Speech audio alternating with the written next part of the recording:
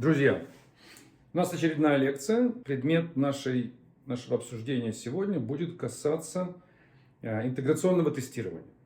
И я вам на практических примерах, у меня здесь всего их несколько, меньше десятка, покажу, как интеграционные тесты могут быть выполнены. Мы уже говорили на прошлой лекции о том, для чего нужны интеграционные тесты. Решили, что они нужны для того, чтобы соединить модули системы воедино и проверить, что эти модули... стоп, секунду. Recording in progress. Recording stopped.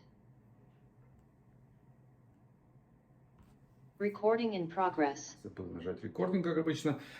Задача интеграционных тестов — соединить модули системы воедино для того, чтобы проверить, что они вместе работают. Юнит-тесты нужны нам для того, чтобы по отдельности каждый модуль проверить. И для того, чтобы удобнее было разрабатывать эти модули. Юнит-тесты помогают нам при кодировании. Мы меняем одну строчку кода, запускаем юнит-тест, он быстро, в течение доли секунды, говорит, индицирует, как сказать, сообщает нам о том, поломали мы что-то или не поломали, и нам удобнее продолжать кодировать. Интеграционные тесты работают значительно медленнее, они соединяют эти индивидуально протестированные компоненты вместе и пытаются нам сообщить о том, как это будет работать на продакшене, как эта система себя будет вести, когда мы ее отдадим клиенту. И это на самом деле значительно, не то чтобы значительно более важно, а не менее важно, чем помогать программисту разрабатывать эти модули. Важно понять, как они себя будут вести, когда мы их покажем конечному пользователю. Я вам сейчас покажу, у меня здесь 7 примеров написано, может быть мы не 7, даже 8, может быть не успеем, но попытаемся. Итак, первый пример. Сейчас открою вам, покажу, как это выглядит. Значит, я буду от простого к сложному. Простой пример — это библиотека на Java. Это все будут мои примеры, которые я писал, поэтому потерпите, посмотрите на мой код. Сейчас покажу вам экран.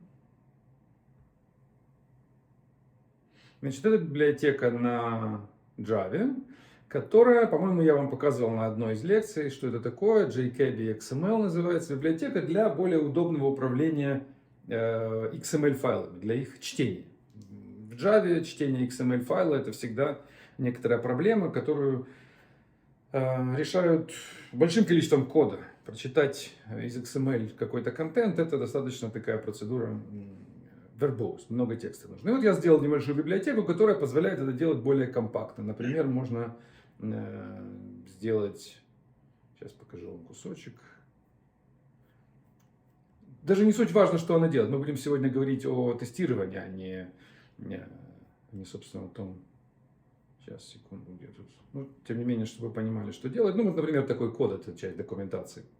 У вас есть некий контент, XML-файл, и вы из этого XML-файла хотите прочитать по этому пути, который у вас вот так записан. Вы хотите прочитать тот контент, который там находится. В Java стандартным способом это заняло бы наверное, десяток строчек, может быть, что-то около этого, может быть, даже больше.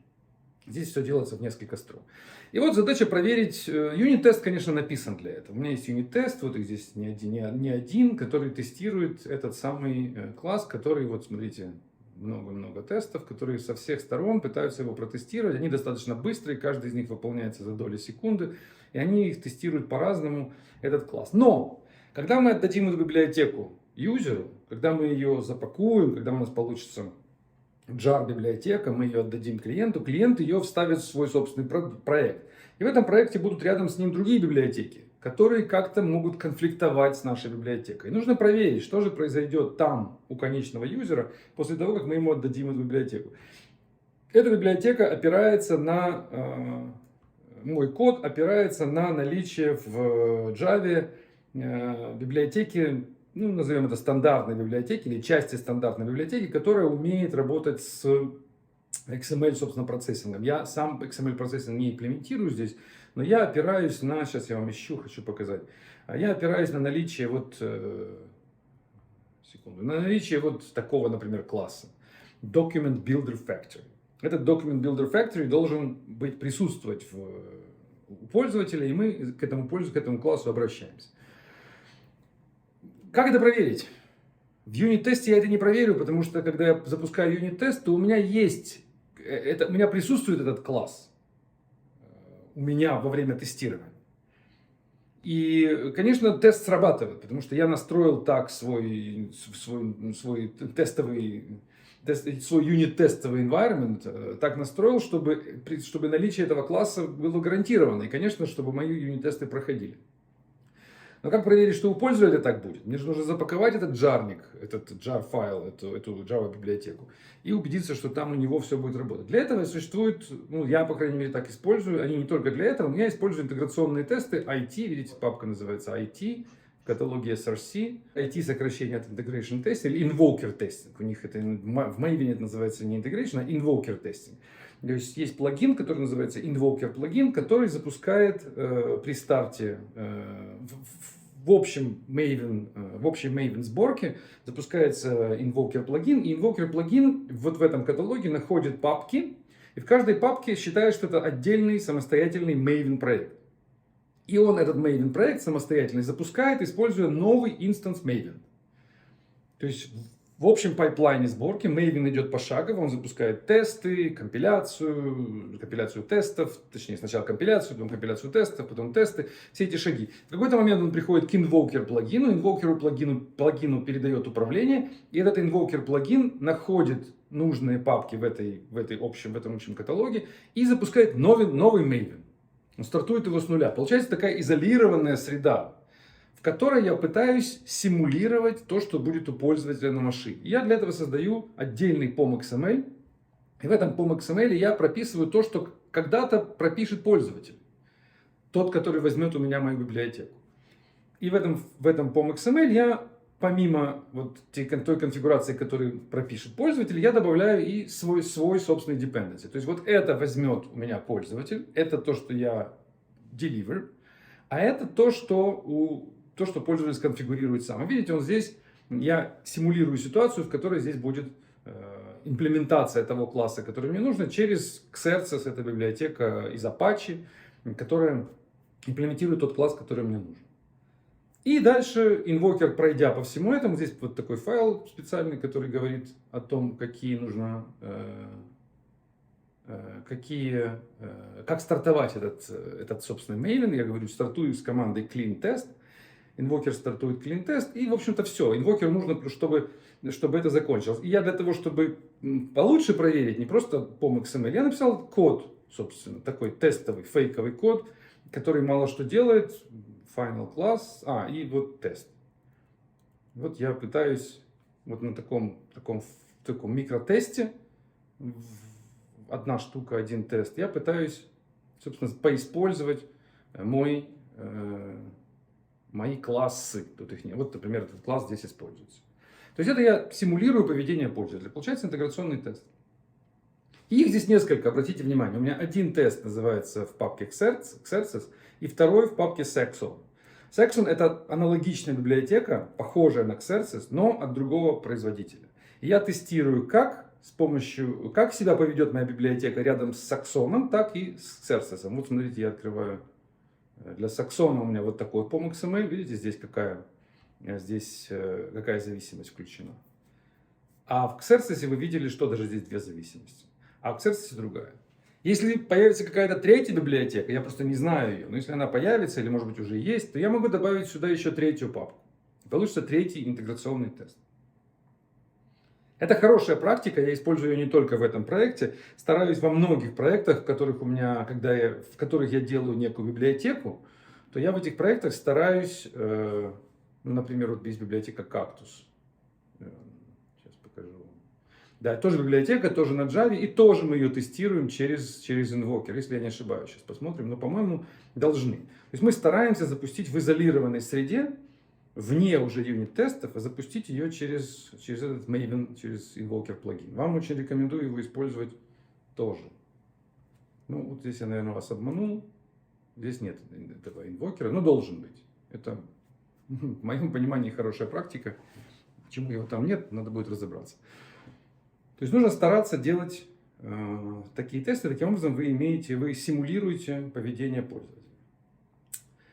Так, это вам первый пример. Значит, следующий пример интересный. Хотел вам показать. Это тестирование command line инструмента через Maven, через Maven проект. Значит, в этом проекте у нас есть, мы запаковываем, это тоже Java проект, он в итоге представляет собой jar файл, и этот jar файл, он ориентирован на запуск из командной строки. То есть его в перспективе, на код не смотрите справа, я вам не то показываю, что нужно, его будут запускать, сейчас покажу как, сейчас я даже с теста начну.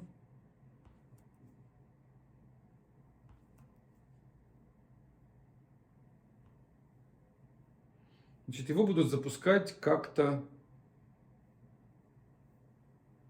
ну, как-то так, сейчас, секунду. Вот его будут запускать так, Java, -jar, потом наш джарник, который мы поставляем пользователю, и потом будет какая-то команда, допустим, help, или, допустим, version, или, допустим, ну, то, что мы хотим передать уже этому джарнику. То есть джарник выступает, вот этот предстарт, это запускается джарник, и дальше все, что после идет, после этого, это командная строка для процесса, в котором стартует этот байт-код. И, в общем-то, все хорошо на тестах. То есть наш класс, который называется main, он отвечает за, собственно, за обработку этой командной строки. Вот у него есть main функция, которая в Java является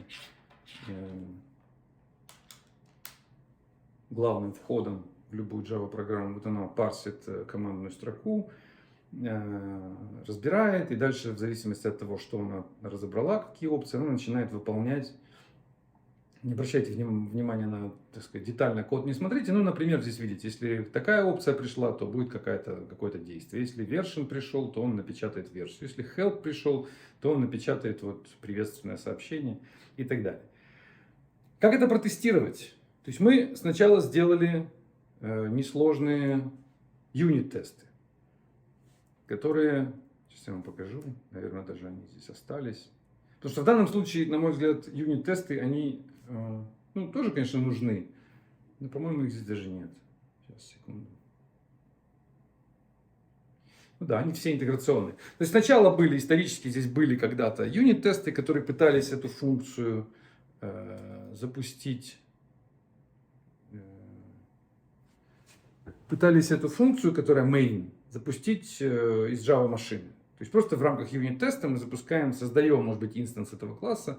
Сейчас посмотрим, по-моему, эта функция есть здесь и в статическом варианте, и в нестатическом. Может быть, я ошибаюсь. Да, здесь чисто статика. То есть у нас есть статическая функция, мы можем эту статическую функцию, в общем-то, запустить из юнит-теста, и она получит эти параметры, и она что-то выполнит и как-то среагирует. Но ценность этого теста будет невелика, потому что ну, он такой, так сказать, слишком синтетические условия он будет создавать. Потому что нам интереснее, конечно, посмотреть, как это все будет себя вести из реальной командной строки. И для этого мы сделали интеграционный тест, который работает следующим образом. Я вам покажу, как он работает. Все тесты одинаковые, они вызывают статическую функцию exec. Вы видите, main test exec, здесь тоже main test exec. И в этом exec я передаю сюда параметры, которые я хочу, чтобы мой этот инструмент получил на вход.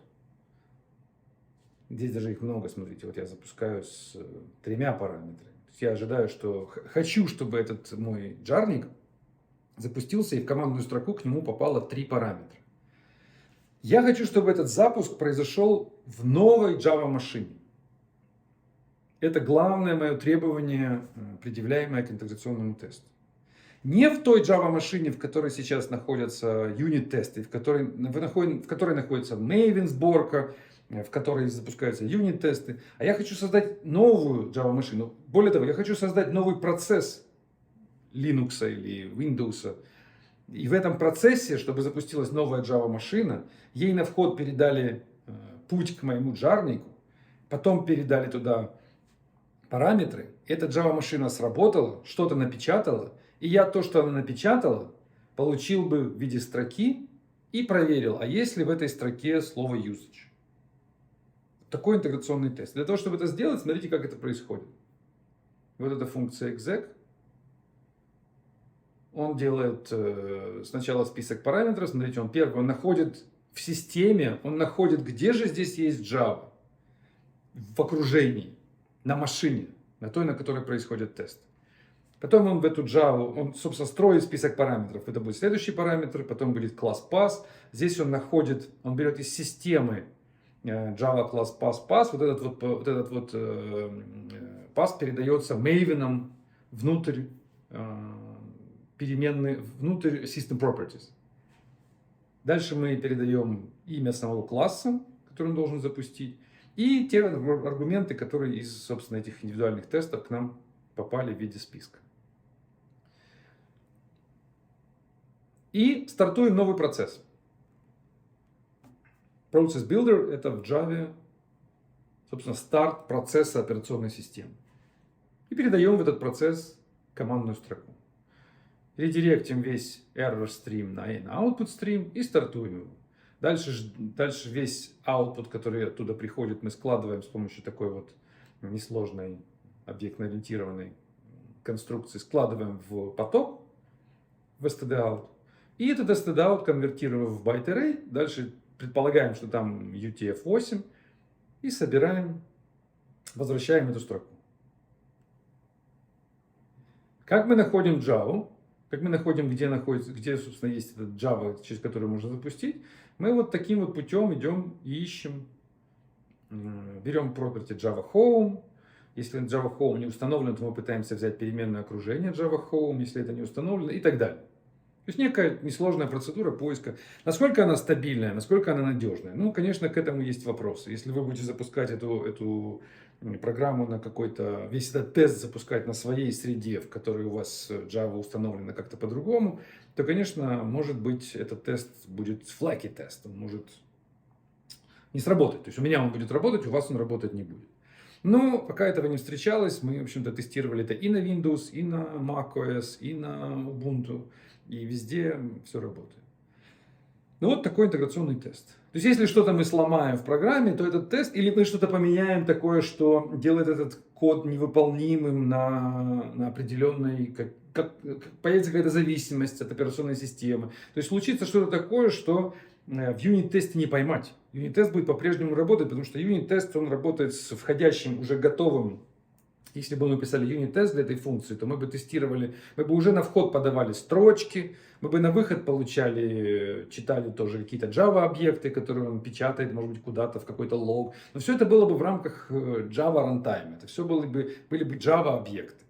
Конечно, это было бы изолированное такое тестирование, так сказать, синтетическое, с вещами, которые на продакшене могут выглядеть совершенно по-другому.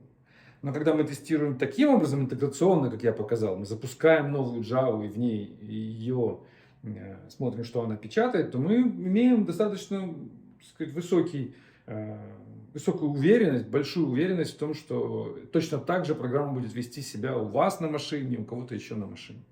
Я вам рекомендую делать так же. Если у вас есть какой-то инструмент, command line инструмент, то вы должны его тестировать именно таким образом. Я вам покажу еще один проект, который на Rust написан, который делает тоже такого же рода тестирование, но на Rust.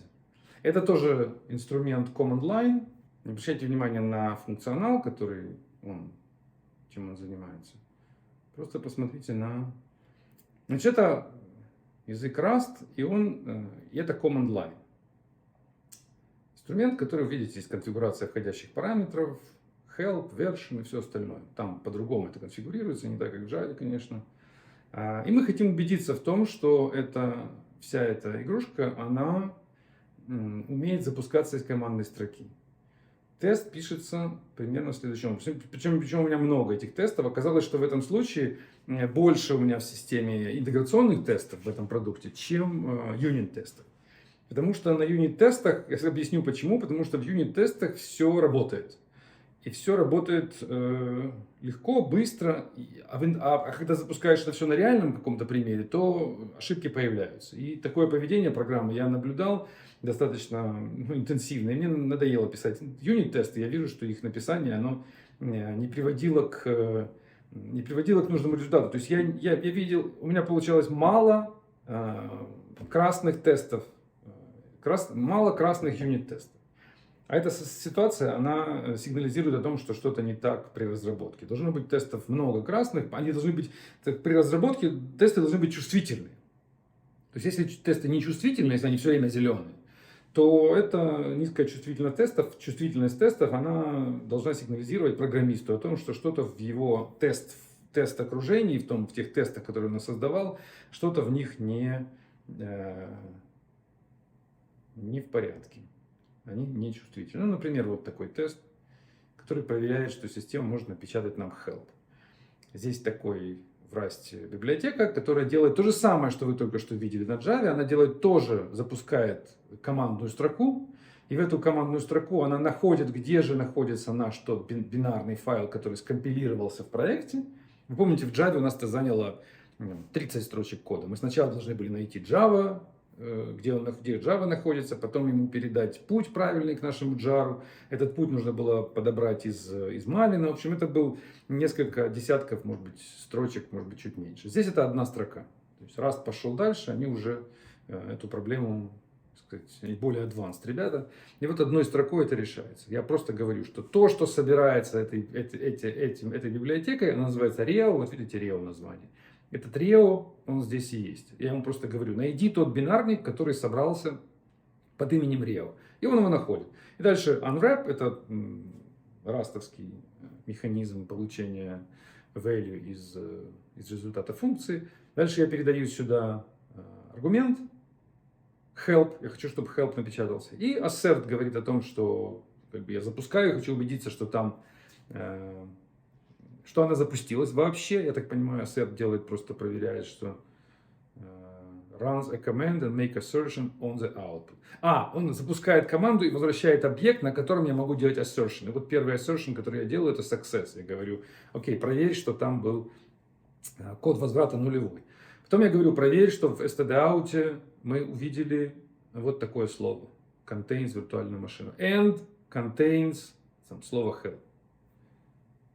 Вот это интеграционный тест, который запустит нам все целиком и скажет, что было. Этот тест значительно важнее, чем для меня вот в этой библиотеке, он значительно важнее. Знаете еще почему он значительно важнее? Потому что библиотека маленькая пока, и мне важно, она в состоянии такого скелета, в состоянии прототипа пока еще. Она еще не готова, и у нее нет еще пользователей, она еще не готова к использованию. И в этот момент, я, кстати, говорил это на прошлой лекции, в этот момент интеграционные тесты важнее, чем юнит-тесты. Потому что юнит-тесты, структура модулей, она интенсивно меняется на этом этапе развития проекта. Ему всего несколько месяцев. Постоянно я меняю что-то внутри, постоянно модули появляются и исчезают. Но в целом программа все равно должна печатать help. И в целом программа все равно должна печатать version. Или вот, допустим, basic тест. Они тут, видите, их много. Вот это количество, здесь видно, здесь их 8. Это интеграционные тесты. А юнит-тестов, они скрыты внутри модулей, так в Rust принято. И там их меньше. Ну вот, допустим, здесь я передаю на вход, тут у меня некий файл создаю, затем этот файл передаю как входящий параметр этого компилятора. Это такая виртуальная машина, такая мини-виртуальная машина.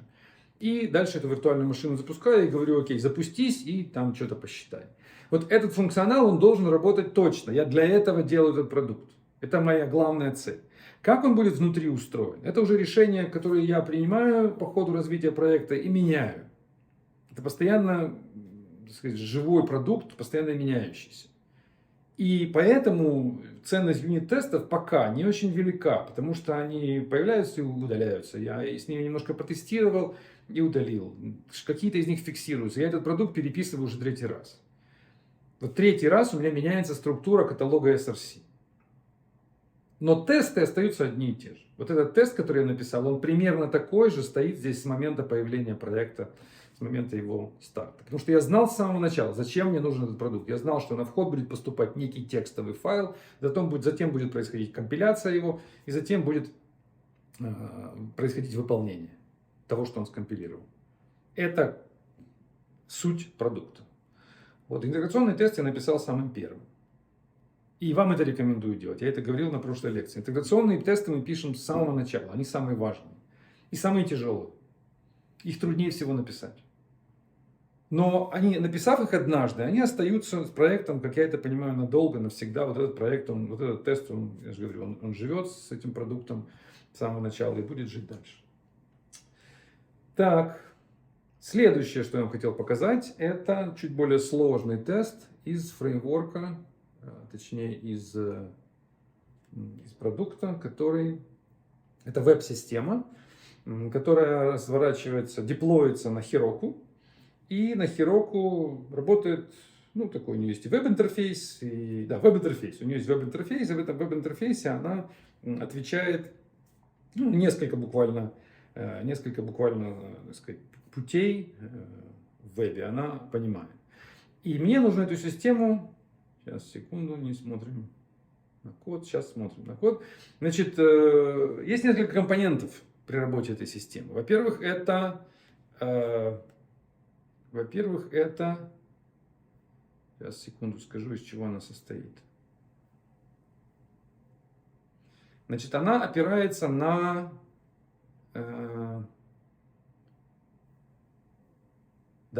она хранит свои данные в клауде, в базе данных, которая называется DynamoDB. Это база данных, сервис такой, даже не база данных, а сервис хранения данных в рамках Amazon Cloud, Amazon Web Services.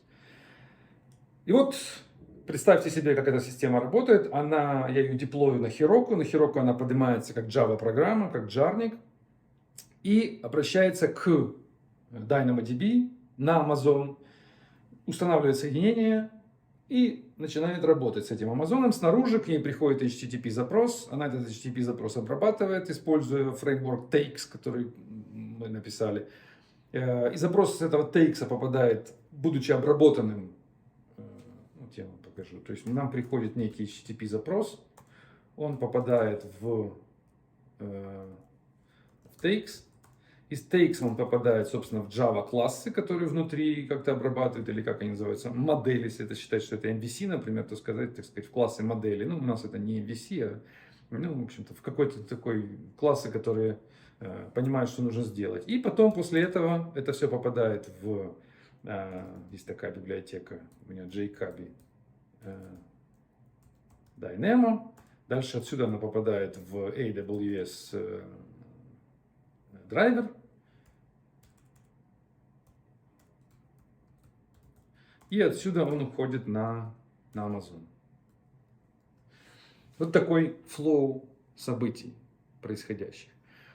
Во время тестов я тестирую, можно протестировать, точнее, во время юнит-тестов, можно протестировать все вот это. Вот это. Вот это будет наш юнит-тестирование. Даже, можно сказать, даже вот так. Я могу протестировать только эту часть.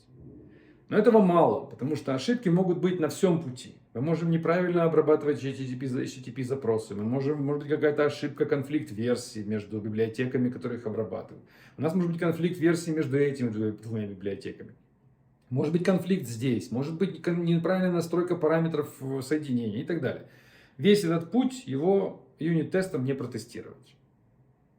И юнит-тесты для этого и не нужны. Юнит-тесты нужны для тестирования этого только этой части. А интеграционным тестом мы тестируем все вместе. Как мы это делаем? Показываю. Значит, это вы сейчас смотрите на POM.XML, это Maven конфигурация. Значит, первым делом мы стартуем, когда стартует интеграционное тестирование в Maven, мы стартуем фейковый, такой, так сказать, тестовый сервер, который имитирует работу DynamoDB на продакшене. Amazon сделал этот сервис, я его немножко подработал, сделал его немножко поудобнее в использовании, но это их продукт, они называют его DynamoDB Local. Amazon поставляет такой проект, вы берете этот DynamoDB Local, он написан тоже на Java, стартуете его и к нему обращаетесь, и он делает вид, что он реальный сервис Amazon. Вообще, хорошие компании с правильным отношением к тестированию, если они делают клауд-сервис, то они к этому клауд-сервису поставляют такой фейковый сервис, который любой программист может взять, развернуть у себя на машине, и он будет себя вести точно так же, как и реальный продакшн-сервис. Если вы являетесь авторами какого-то подобного решения, то думайте в эту сторону всегда. Если вы делаете какой-то cloud-based сервис, то вы должны сделать тестовый экземпляр этого сервиса и дать его людям в использовании в виде какой-то микротулзы, микроинструмента, которые бы они могли в свои тесты вкрутить. Вот я взял здесь этот DynamoDB, и я его стартую. DynamoDB Locals, у него какая-то версия довольно старая.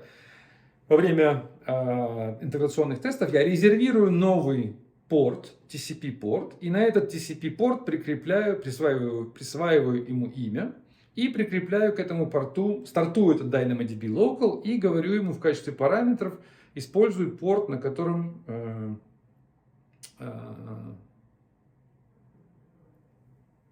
DynamoDB Local, секунду, где-то я ему здесь порт передаю. Это я распаковываю, секунду, это просто распаковка, вот его старт. Вот я его стартую и передаю ему сюда в качестве порта тот самый временно сгенерированный номер порта, TCP порта. Он к нему привязывается и начинает работать. Здесь же я ему говорю, разрешай доступ по такому ключу, разрешай доступ по такому паролю. И сконфигурируй себя, поскольку ты база данных, сконфигурируй себя по вот такому сценарию. Здесь описано, какие там должны быть таблицы и как это должно все выглядеть. Ключ и пароль я тоже делаю тестовые, фейковые. Вот они, ключ и секрет. Я даю такие два фейковых ключа и, вернее, пара ключ-пароль, на которых он стартует и под которыми он разрешает доступ. Это первый мой шаг. Второй шаг. Я стартую новый процесс. Start Stake Server. Я стартую новый процесс, который стартую в новой Java машине.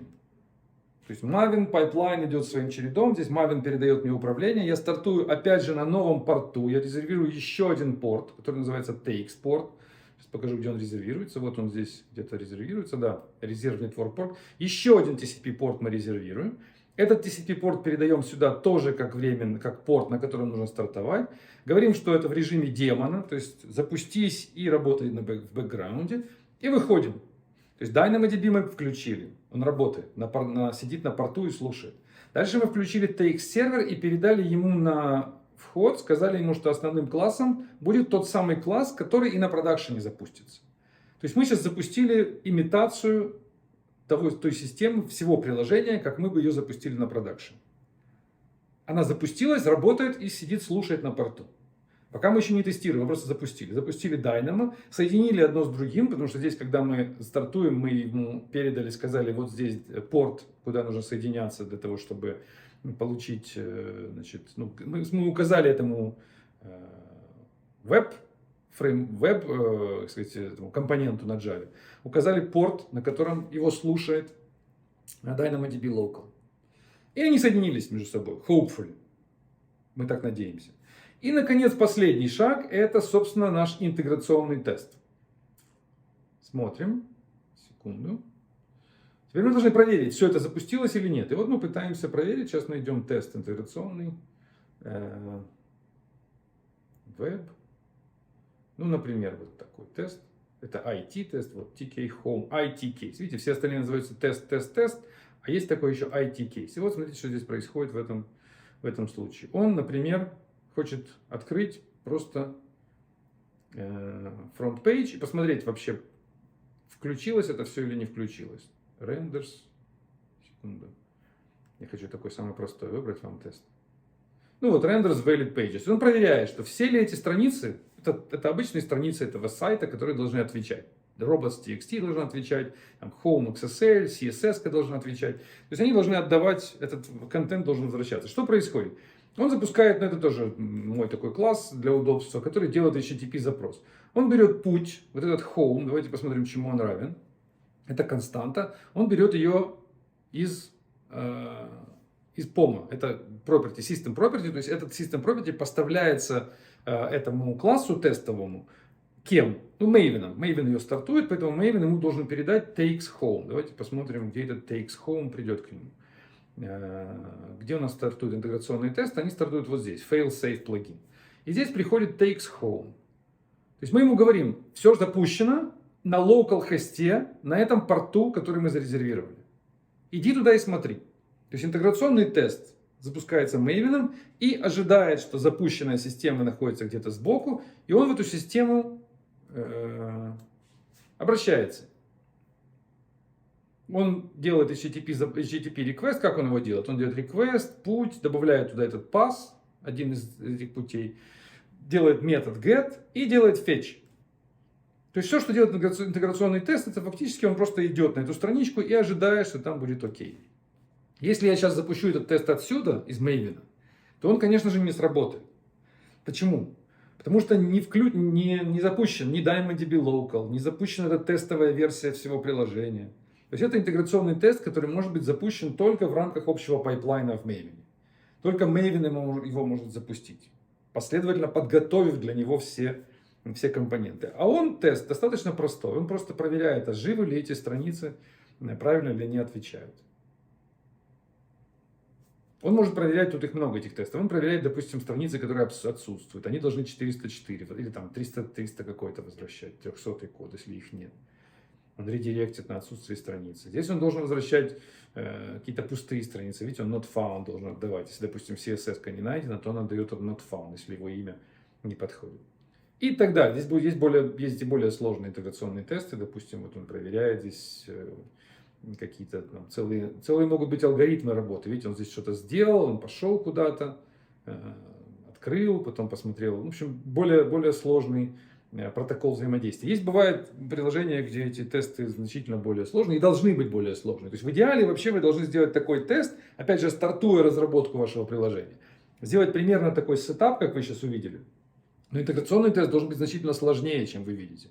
Он должен включать в себя шаги типа зайти в систему, зарегистрировать пользователя, пользователю создать аккаунт, в аккаунт загрузить фотографию, обновить данные у пользователя, сделать второго пользователя, тоже загрузить фотографию. Потом первый пользователь отправляет, не знаю, деньги второму пользователю, транзакция прошла, мы проверяем, заходим в аккаунт второго пользователя, проверяем, что эта транзакция пришла. И все это делаем со стороны, вот глядя на эту запущенную систему, то есть будучи просто клиентом, используя просто такой упрощенный браузер. Это может быть и настоящий браузер, вы можете использовать и Selenium для этого. Тогда вы будете реальным браузером ходить по этой системе и выполнять все эти действия. И в конце смотрим, что в итоге деньги поступили на аккаунт второго пользователя. Мы заходим к нему в аккаунт, видим, баланс изменился на такую-то сумму. И завершай, конец. Вот этот тест вы должны написать, начиная разработку системы в самом начале. И он будет достаточно длинный, его написать будет сложно. Вам нужно будет понять, кем вы будете ходить по этой веб-системе, как вы будете поднимать эту систему, где вы возьмете DynamoDB Local, скорее всего, у вас его не будет. Вам нужно будет придумать, что это будет. У вас какие-то будут зависимости, которые вам нужно будет запустить, какая-то фейковая база данных, какая-то будет система, там, может быть, какой-нибудь RabbitMQ, еще какие-то системы для персистенса данных, которые вам нужны. Можете какие-то файлы подготовить. И в конце делаете тест, который ходит по системе, делает, что он пользователь, и показывает вам, что у него получается. А потом вы начинаете имплементировать систему. Сначала вы написали этот длинный сложный интеграционный тест, запустили его, увидели, что у вас ни пользователь не создается, ни фотографию нельзя загрузить, ни транзакцию нельзя сделать. Это все не работает. Но система стартует. Система стартует и показывает Hello World. И да, действительно, в ней не работает ни один функционал, но вы сделали тест, который гарантирует запуск системы. Старт ее, запуск веба, запуск базы, запуск всего-всего. И это будет очень сложной задачей. Обычно это сложная задача. У меня обычно на это уходит много времени поначалу. И очень такая эта задача очень, как сказать, приятного мало в ней. Потому что вы будете сталкиваться с нестыковкой компонентов, вы будете сталкиваться с отсутствием тестовых компонентов. Сейчас вот есть тест Containers, например, удобный инструмент для Java. Есть Docker, потому что когда я писал эти тесты, докера вообще не было в природе. Этому проекту уже больше лет, чем докеру. И тогда докер еще не существовал или был в самом зародыше, им еще активно не пользовались. Сейчас есть докер, вы можете использовать докер, и в нем такие тестовые контейнеры поднимать. Это тоже Docker Composer сейчас, Compose сейчас есть, которого тоже не было еще раньше. Вы можете делать так, что одной командой вы запускаете сразу несколько контейнеров, и они между собой соединяются. Но вы это все будете делать чертыхаясь, потому что очень многих вещей просто не будет. Люди, к сожалению, мало уделяют внимания созданию тестовых вот этих вот фейк-объектов.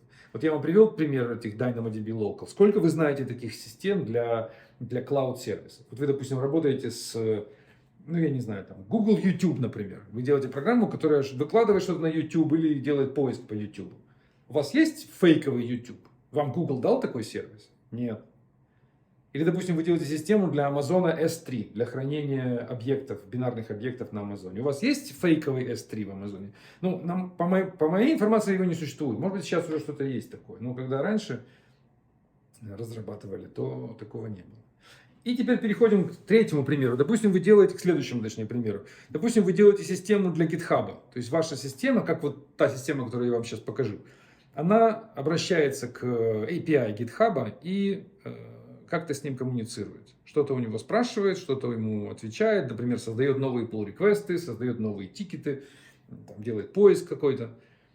У вас есть фейковый GitHub? У вас есть такой сервис, который вы можете поднять в новом докер-контейнере, и он будет делать вид, что он GitHub? Вы к нему соединитесь, а он отвечает, можно в нем сделать pull-request, можно сделать issue, можно создать... И все в вот таком компактном контейнере, который выключаем, и он исчезает. Вот GitHub уже 10 лет компании, или даже больше, у них такого сервиса, по моей информации, не существует. Мне пришлось его создать некоторое время назад, достаточно давно, уже лет 6, наверное, назад. Мне такой сервис пришлось создать. Почему? Потому что я писал вот эту систему, которую вы сейчас видите, не только ее, и она коммуницирует с GitHub. Например, она в какой-то момент, когда что-то происходит, она, ну, например, я вам покажу.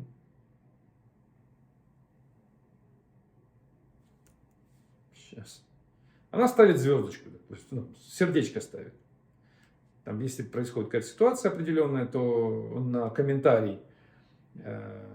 Сейчас, да где же этот тест?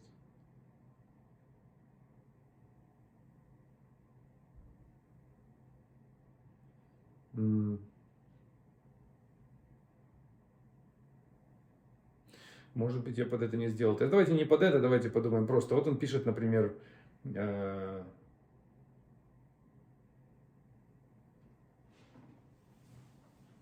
он, допустим, ставит комментарий, там, в общем, комментирует, пишет комментарий, короче, не суть важно, это сейчас не принципиально, что он делает, он пишет комментарий на GitHub. И мне нужно протестировать, напишет ли он комментарий на GitHub. У меня есть метод, вернее, у меня есть класс, называется comments tag, там, whatever, неважно, как он называется, что он делает, но он делает, он делает вот такую вот конструкцию. Он делает issue.comment.post. Вот он делает команду post. То есть он пишет там комментарий, там, что-то случилось, какой-то текст он выкладывает на GitHub. Вот мне нужно этот класс протестировать. Вот как я его буду тестировать? Вот метод этого класса. Мне нужен какой-то mock-версия этого issue. Мне нужна какая-то фейковая версия. Ну, конечно, мы с вами обсуждали в прошлый раз. Можно сделать mocking фреймворк использовать и замокать здесь все, что можно замокать. Но это получится очень некрасиво, очень большой тест. И более того, мне придется это повторять, этот мокинг, на каждом классе, который коммуницирует с GitHub. Это будет очень тяжело и очень громоздко. Мои тесты будут некрасивые. Поэтому я сделал фейковую версию всего GitHub API. У GitHub есть API, HTTP API.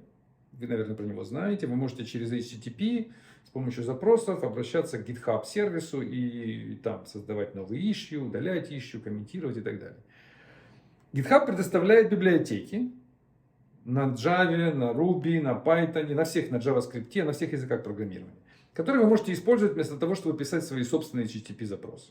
Вы просто делаете некий инстанс этого какого-то объекта у себя в вашей программе, конфигурируете ее с помощью логина и пароля, нужного для GitHub, и дальше просто говорите, найти issue такой-то, в этот issue написать такой-то комментарий. И он заходит и пишет комментарий.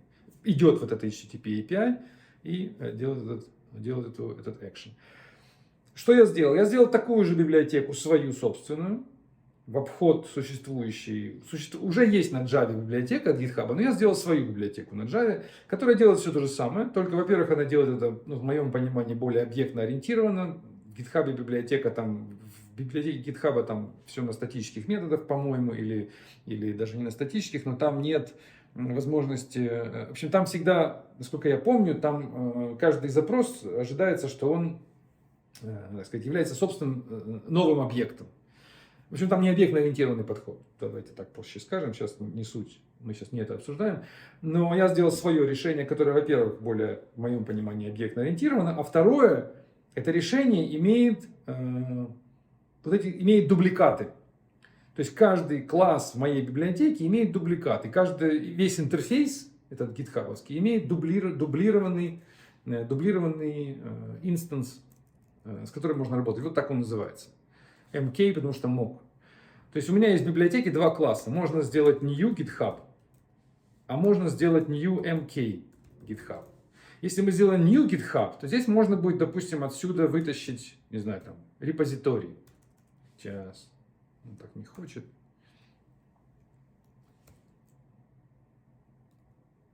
Взять все репозитории, например, из репозитория достать, из всех репозиториев можно создать там какой-то, достать там мой репозиторий, потом в этом репозитории найти все ишьюзы, потом в этом ишьюзе создать, допустим, новый issue, и это получится submit нового issue. Вот эта последовательность команд. Если вместо new GitHub будет new MK GitHub, то вся та же последовательность команд также точно сработает. Вот так.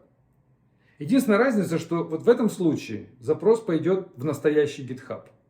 Когда мы сделаем create, то реально пойдет HTTP запрос на сервис.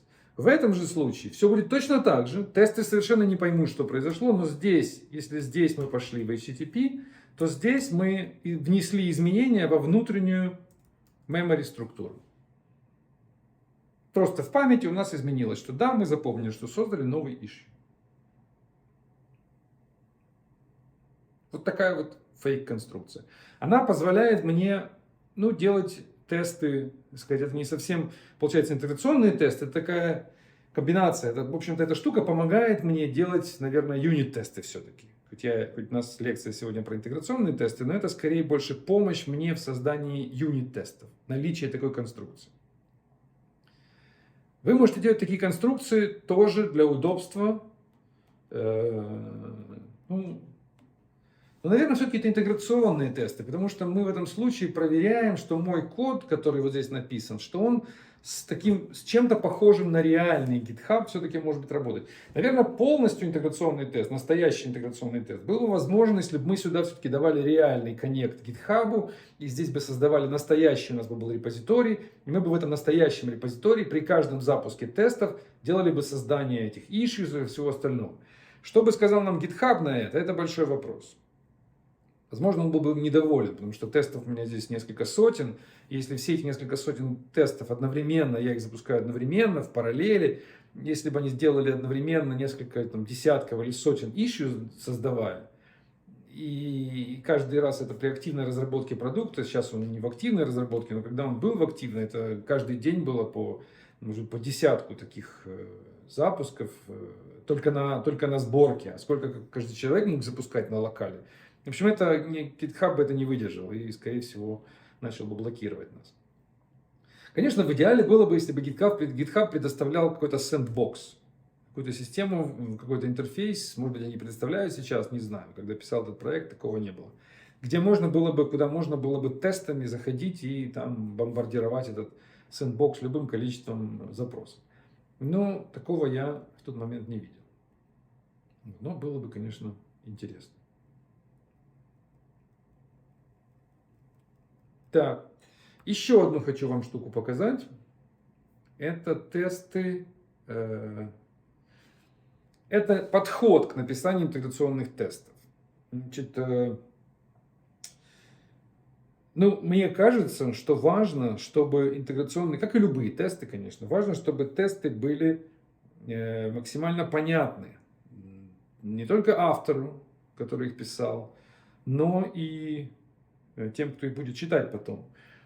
И понятность зачастую следует из их, ну, конечно, краткости.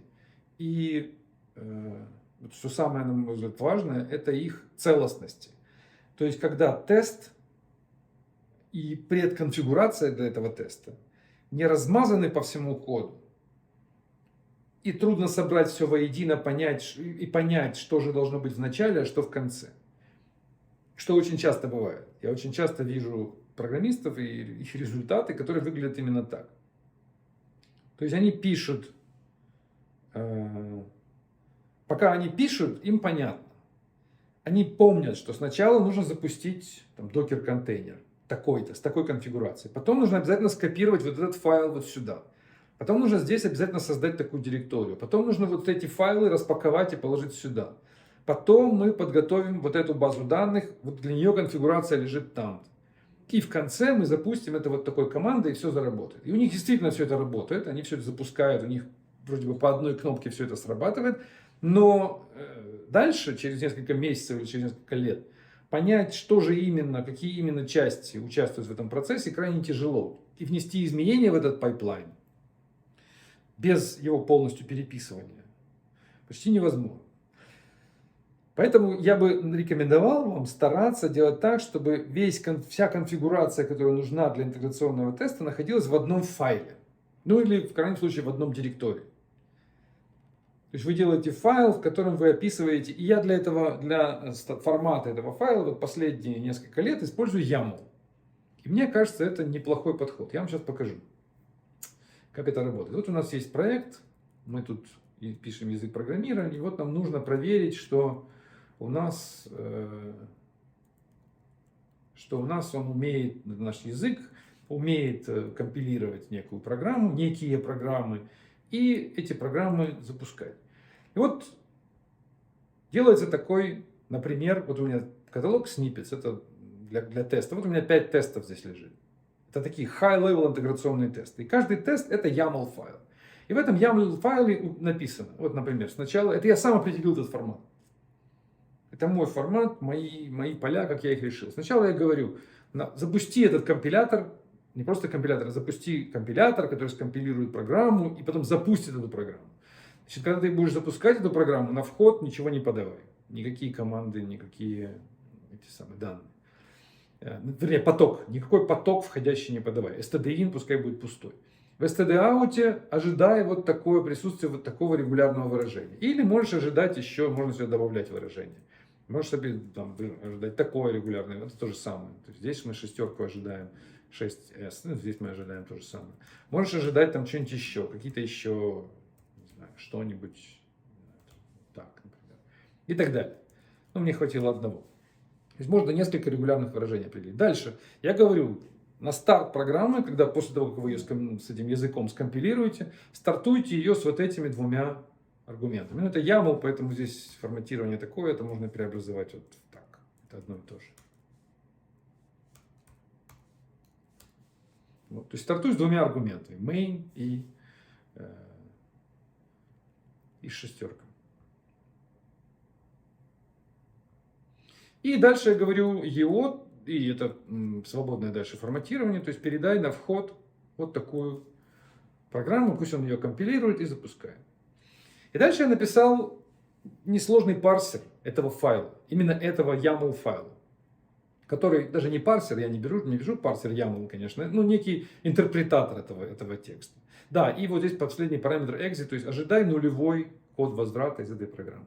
То есть я написал такой небольшой фреймворк внутри своего продукта, написал небольшой микрофреймворк, который умеет интерпретировать этот текст и из него создавать тест-сценарий. Он интерпретирует то, что здесь написано, и решает, окей, сначала мы запустим компилятор, подадим ему на вход вот это, потом мы запустим что-то еще, потом мы запустим выполнение этой программы, на вход подадим вот это, и потом будем ожидать output, и в output мы получим вот это. Все это такой экстра pre-configuration step для моего интеграционного теста. И вот читать этот файл мне значительно легче, чем если бы я вот это все написал в виде Java, например. И разложил бы это по нескольким файлам. Допустим, вот это я мог положить в отдельный файл. Ну, логично, да, это же исходный код, тут как бы он не форматируется, цвета не подсвечиваются, то есть логично положить это, наверное, в какой-то отдельный файл. Аргументы можно передавать там в каком-то еще, может быть, файле. То есть это все можно разбить на несколько файлов, разложить по разным местам. Но я старался сложить все в одну точку. И когда мы собираем все в одном файле, у нас получается такая, ну вот, как это по-русски сказать, что оно concise, по-моему, такое правильное слово. Оно все воедино. В одном месте находится. Ну и сам интерпретатор, могу его показать, если это интересно. Вот он, snippet тест, он здесь делает много чего. Он находит место, где, как подложить там правильный джарник, он правильно понимает, как нужно скомпилировать. Ну это сложный кусок кода, который читает YAML в том числе. Вот я могу даже найти то место, где он читает YAML. Это всего тут, вот он, это параметризированный тест, parameterized тест. Ему на вход поступает YAML, наверное, кто внимательно заметил, что тест задизейблен, да, сейчас он у нас не работает так, как должен, мы его сейчас ремонтируем. Вот, тут он использует такую аннотацию, кстати, моя аннотация, кому интересно, может тоже ее использовать, класс passSource. Через эту аннотацию вместе с parameterized test мы получаем, я передаю сюда как value, передаю себе туда каталог директорий, в котором находятся файлы, и говорю, какие файлы искать. И он запускает этот параметризированный тест, уже на вход поступает, собственно, контент ямловский. И здесь я ему делаю парсинг, я запускаю парсер YAML, и он мне делает парсинг этого. Здесь не контент приходит, а имя файла, который найден, если я не ошибаюсь. Нет, контент, наврал. Контент приходит сюда. Или имя файла. Видите, я уже не помню. Так, load, что здесь делает? Load делает string YAML. Не знаю, что это будет. Stream reader, да, окей. Значит, это контент. Он читает контент и передает сюда уже прочитанный контент в виде этого, в виде YAML. Ну и дальше пошли. Он отсюда достает, видите, он достает отсюда там одно поле, мы его видели с вами, аргументы он достает, там входящий поток и так далее. И из этого всего компонует уже, собственно, интеграционный тест. Видите, здесь... То есть я разделил конфигурацию интеграционного теста от его имплементации. И это разделение в итоге дает мне удобство, потому что когда мне нужно что-то... Во-первых, имплементация делается зачастую один раз. Мы делали ее один раз, положили и на ней остановились. А сами тесты, они живые существа, они будут меняться. Мы в процессе разработки продукта, мы их видоизменяем, расширяем, добавляем. Вот сейчас их 6 или 5, завтра их будет 15. А сама имплементация, как это будет происходить, как будет запускаться этот тест, она уже не, так сказать, вторична. Она не так важна. Ну, она важна, но не на тех этапах, на которых важны эти самые тесты. Моя рекомендация к вам, завершая эту тему, рекомендация поступать каким-то подобным способом. Старайтесь, я рекомендую этот YAML формат. Я не очень интенсивно его использовал еще 3-4 года назад, но последние 2 года как-то мне он полюбился. Мне кажется, что он компактно, удобно позволяет собрать воедино информацию, такую метаинформацию о каком-то процессе, о каком-то тесте, в каком-то механизме, алгоритме. Если вы будете делать точно так же, у вас будет вот такая папочка с удобными тестами, где можно всегда посмотреть, как же работает ваша программа через такие вот разнообразные конфигурации. А не лазить по коду и думать, значит, где же там, как это все имплементируется. Вообще это хорошая идея в общем программировании стараться проводить более-менее четкую четкую линию между имплементацией и... даже не так, даже дело не в имплементации и декларации, потому что здесь это не интерфейс, это тоже имплементация, это некая информация об имплементации, а там тоже имплементация. Это разные уровни, разные слои имплементации.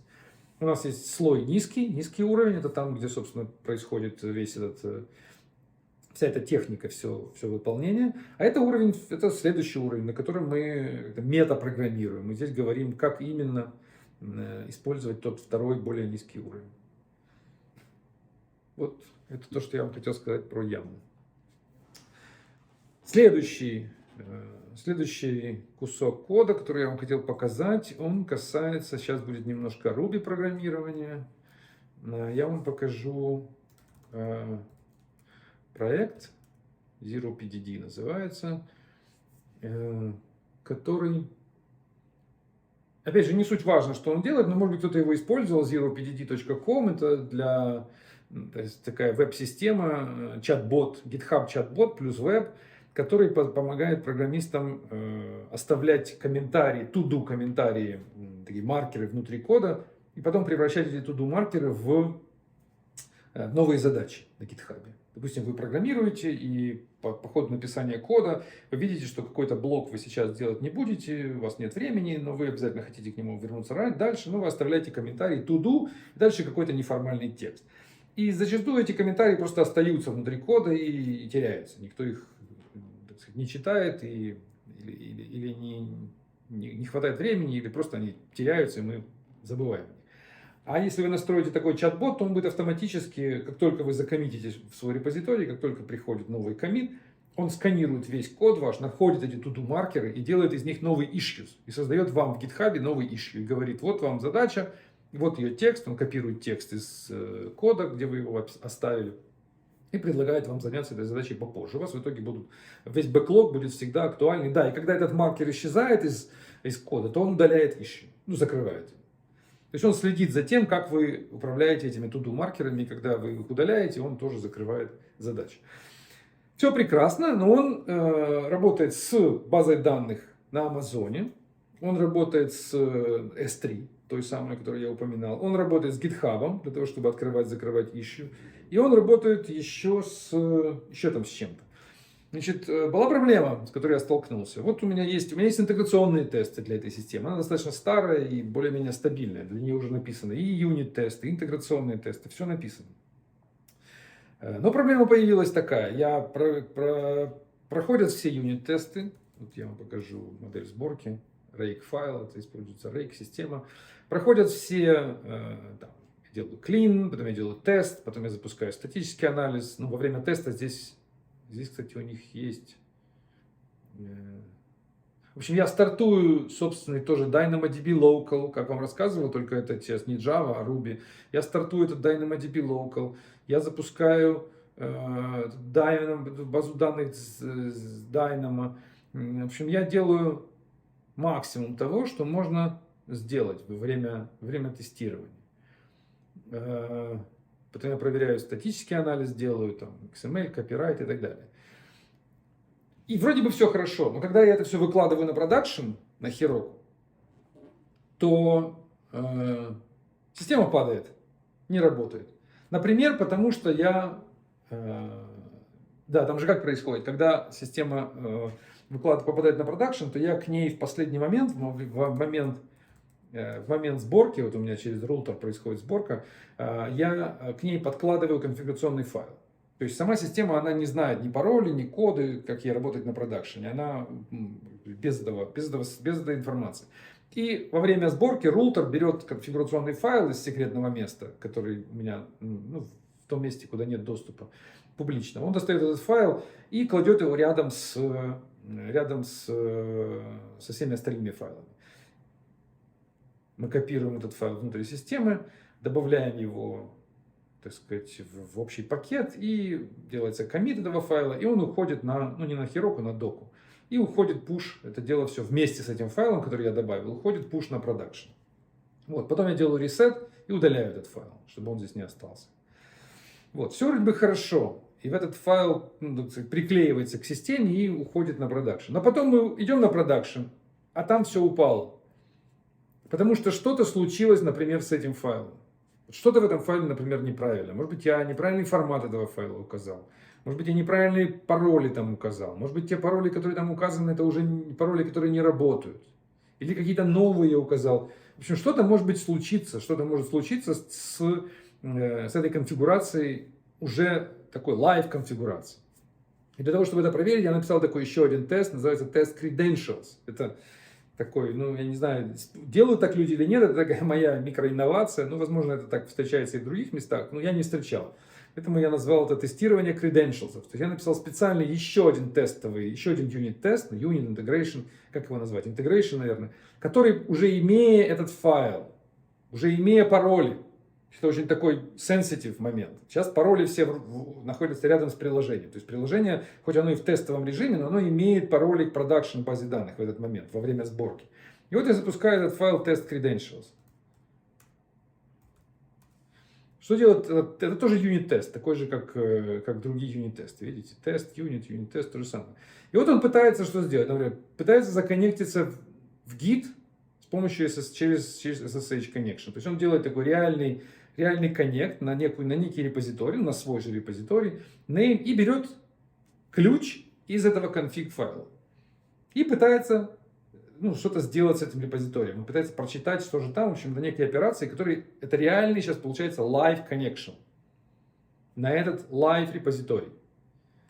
Очень такой sensitive момент. Он, конечно, должен не повредить. Здесь хоть называется push, но это не значит, что он что-то пушит туда. Это не операция на out. Это не операция на изменение. Это больше, так сказать, триггерит момент, что как будто бы кто-то сделал push. И раз кто-то сделал push в этот репозиторий, значит нужно посмотреть, что же там произошло. И вот он идет на GitHub, используя этот, собственно, ключ, RSA ключ, и смотрит, что же там произошло. То есть происходит реальный коннект с GitHub. Если этот тест сфейлится во время релиза новой версии, то релиз не произойдет. То есть значит что-то не так в этом конфиг-файле. Значит релизить нельзя с этим конфигом, потому что он не получается у него сделать такую базовую операцию. И также точно он проверяет Connect к DynamoDB. Вот он пытается к DynamoDB пойти и пытается там проверить там exist some stupid tag, то есть что-нибудь проверить, любую проверку. И он говорит, проверить, что такого тега там не существует. Его, конечно, там не существует, но главное здесь не в этом, не тег проверить, а проверить, что вот эти конфигурационные параметры в этом CFG файле конфигурационном, они действительно живые. Мы действительно можем подсоединиться к DynamoDB. Дальше мы тоже проверяем там Connect к GitHub, Connect к Amazon S3. И даже еще пытаемся отправить e-mail. Потому что эта система, она отправляет e-mail, когда что-то там происходит. И вот мы пытаемся отправить тестовый e-mail. Он отправляет e-mail там, на мой же адрес, отправляет и пишет этот тестовый e-mail, игнорит. То есть проверяет, что конфигурация даже SMTP хоста, через который e-mail должны уходить, она жива. Вот он все проверяет, все внешние подключения, и если все живое, то тогда происходит релиз вместе с этим конфигурационным файлом. Вот я бы так рекомендовал делать во многих системах. Я это попробовал сделать здесь, у меня еще в нескольких проектах такой же подход. Вот, и он спасает от таких фатальных случаев, когда действительно подложили файл с конфигом, там какие-то новые пароли мы поменяли, отрелизили, и все упало. И ощущение, самое отвратительное, это ощущение, когда тесты прошли, а продакшн упал. Это самое худшее, это дырка в сетке, как мы обсуждали, safety net, дырка в сети безопасности, в сети вот этого тестирования. Прекрасно, когда тест падает, прекрасно, когда тест красного цвета, когда вы что-то поменяли, и у вас тесты среагировали. Это значит sensitive тесты, они чувствительные, они хорошо реагируют. Если вы что-то поменяли, тесты не среагировали, а этот продукт попал на продакшн, и там произошла ошибка, это самое ужасное. Вы тогда должны прям сразу возвращаться назад и думать, где же у меня в тестах дырка, как так, что кирпич пролетел, где это, в какой ситуации такой ошибка может существовать, а тест будет не sensitive, тест будет не реагировать. И вы должны, конечно, заниматься в первую очередь тестом. Вот я им и занялся. Вот у меня были, я не помню, что это случилось, это было несколько лет назад. Что-то случилось такое, видимо, что на продакшене что-то поломалось, и я понял, так, все, я не хочу больше это терпеть. Мне не нравится, когда у меня валится продакшн. Эта система, ее использует много людей. Она в лайв работает уже много лет. И это неприятно, когда тебе пишут, что у тебя все не работает, а ты в полной уверенности, что у тебя был successful релиз вчера, ты его нажал, сделал, получил сообщение, все красиво, все зелененько, все попало на продакшн. А тем не менее там все сломалось. И я сделал такую систему тестирования. Вот. Но это, в общем-то, наверное, вот все те части, которые я вам хотел рассказать. Если, может быть, у вас есть вопросы, можете в чат написать, если что-то хотите на эту тему еще услышать. Могу повториться еще раз, пока вы думаете над вопросами, что интеграционные тесты писать тяжело. Тяжело их писать в основном, потому что нет нормальных инструментов для этого. Потому что, к сожалению, эта сфера тестирования, она является как будто территорией второго сорта. И об этом пишут многие авторы, об этом пишут книги, статьи, говорят, что это несправедливо, неправильно, что тестеры или программисты, занимающиеся тестами, это как будто бы люди второго сорта. Это как будто бы, так сказать, профессия, активность, которая нам нужна во вторую очередь. В первую очередь нам нужно написать функционал. В первую очередь нам нужно, чтобы работал функционал, чтобы продукт приносил пользу своим пользователям. Я так не считаю, и многие так не считают. Запрограммировать могут многие, а вот написать грамотные тесты могут единицы, могут значительно меньшее количество людей. То есть эксперт в тестировании, эксперт в автоматизированном тестировании, это значительно, на мой взгляд, более ценный человек и более квалифицированный человек, чем тот, кто умеет писать функционал. Функционал и обезьяна может написать, и чат GPT может написать, если тесты мощно написаны. Если у вас мощная система тестирования, и она поймала какую-то ошибку, то исправить эту ошибку очень скоро смогут даже и компьютеры. Вы просто будете тест модифицировать, а дальше говорить какой-то машине, искусственному интеллекту, что найди, почему этот тест перестал работать, и поправь функционал. Она будет заходить и менять функционал. Это будет уже даже не принципиально, как она его там меняет. Если у вас правильно написаны тесты, если они действительно, так сказать, эффективно построены и правильно структурированы, то это уже и обезьяна справится с тем, как там поправить, как сделать функционал. Тесты первичные. Обезьяна слэш искусственный интеллект. То есть это кто-то, кто, так сказать, где не требуется такой. Хотя креатив там тоже нужен, конечно, но это все равно, на мой взгляд, должно быть это вторично. Функционал вторичен, тесты первичны. И я это и в книжке в одной своей тоже об этом писал целую главу. И приводил там цитаты. Я сейчас к чему? Потому что многие люди пишут об этом в своих книгах и говорят, что вот это вот позиционирование тестера как человека второго сорта. Тестерам и платят меньше, тестеров и более джуниоров людей туда берут, и студентов зачастую берут чаще в тестеры, чем в программисты. И это совершенно неправильно. Вообще, на мой взгляд, карьера должна быть такая: джуниор-программист, middle-программист, senior-программист, архитектор, а потом архитектор тестов. Это последний, так сказать, шаг, вершина карьеры. Это человек, который определяет архитектуру системы, он определяет, как созданы тесты, как они построены. Потому что если они построены правильно, то система будет живучей. Она будет долго и успешно существовать, она будет стабильна, она будет переносить все тяготы, невзгоды. Основные тяготы и невзгоды для программной системы – это программисты. Мы главные проблемы для программного продукта. Мы создаем проблемы, мы создаем эти все тяготы. Мы являемся, так сказать, деструктивным фактором для существования программного продукта. Мы его ломаем постоянно. И эта система должна быть такая self-sustained, то есть она должна выдерживать, выживать под давлением людей. Безграмотных, неаккуратных, ленивых, какие мы есть. Мы пишем код именно так. Безграмотно, неаккуратно, лениво, нам лень разбираться, нам нужно просто пофиксить баг и пойти дальше. И чем интенсивнее происходит эта вот атака этих ленивых людей, нас, программистов, на программный продукт, тем он становится, тем он больше страдает и в итоге деградирует и разваливается. Мы как полчища саранчи или как джунгли, которые приходят на цивилизованный город. Город стоит, и вот на него постоянно идет давление этих джунглей, постоянно пытаются то звери какие-то забежать, то какая-то растительность. Это мы. Это мы с вами программисты. Вы должны создать такой продукт, который выдерживает это все. Как он это будет выдерживать? Он будет это выдерживать только благодаря мощной системе тестирования, построенной так, что даже программисту ее будет неудобно поломать. Потому что если вы пишете программу, если ваши тесты, например, возвращаемся к примеру с YAML файлами, если у вас не все сложено в, сказать, собранный YAML файл, и понятно, почему они так лежат, и понятно, как с ними работать, а все размазано, разложено, то какой-то из программистов, какой-то из этих обезьян из джунглей, просто схватит это место и поломает его, перепишет как-то по-своему, переделает, исправит, сломает, сделает хуже. И те, кто будут ревьюить его изменения, они даже не поймут, что произошло. Потому что было некрасиво, стало некрасиво. Пусть будет так. А вот если возьмете сейчас систему, в которой, как я вам показывал, допустим, эти YAML-файлы, и кто-нибудь придет в эту систему и удалит эти YAML-файлы, и вместо YAML-файлов сделает какое-то что-то другое, то будет большой вопрос у любого ревьюера. Зачем так? Было же вроде красиво. Зачем ты пеняешь? Зачем ты удаляешь YAML файлы? Было все понятно. Каждый тест в своем файле. Здесь целый скрипт придуман для этого. Целая аннотация придумана. Зачем ты это трогаешь? Ну, понятно, что это будет тяжело, так сказать, тяжело развалить то, что выглядит симпатично и понятно всем. Вот создавая такую систему понятных, очень прозрачных и элегантно созданных тестов, вы защищаете свой город от джунглей, защищаете свой продукт от разрушения. А он будет разрушаться, вы же его будете разрушать.